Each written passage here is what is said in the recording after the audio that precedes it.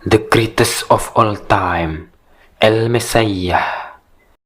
Messi, encara Messi, encara Messi, encara Messi, encara Messi, encara Messi, encara Messi, encara Messi, encara Messi, encara Messi, encara Messi.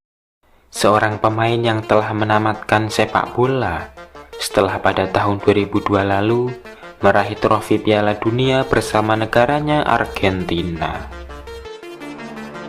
Berbagai penghargaan individu dan gelar juara hampir sudah ia dapatkan semuanya, terutama saat berseragam Barcelona.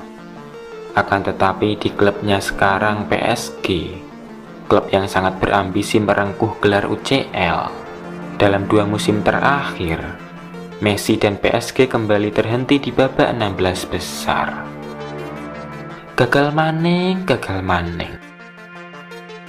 Padahal klub yang bermarkas di Parc des Princes itu sudah berinvestasi sangat besar semenjak diakuisisi Qatar Sport Investment tahun 2011.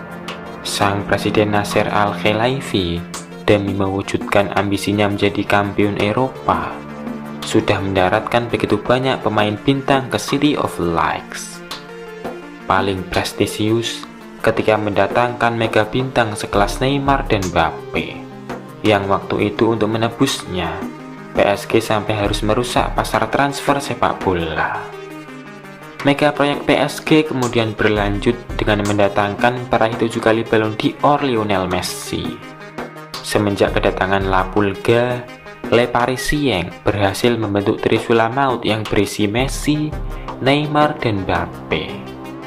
Namun trio termahal sejagat masih tidak sanggup menaklukkan kompetisi paling elit sejagat benua biru. Malah prestasinya menurun dibanding tahun-tahun sebelumnya. Keseimbangan tim masih menjadi masalah utama klub kebanggaan ibu kota Prancis. Selain itu, ego yang tinggi dari para bintangnya kerap jadi masalah besar untuk ruang ganti dan para pelatih. Messi yang sudah 4 kali juara UCL juga belum mampu mengantar PSG berbicara banyak. Trisula PSG sebenarnya adalah 3 pemain dengan atribut menyerang paling mematikan. Bahkan menurut Coach Justin, trio PSG adalah komposisi penyerang paling hebat di dunia.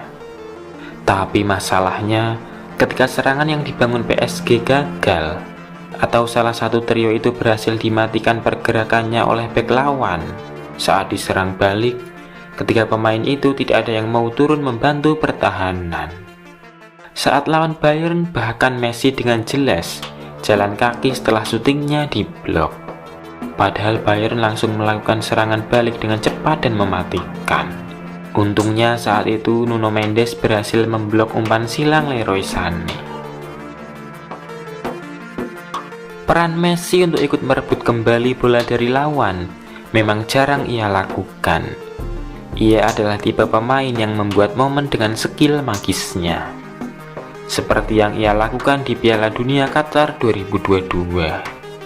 Ya, walau sepanjang pertandingan belum tentu bermain bagus, ia sesekali pasti bisa membuat momentum terciptanya gol.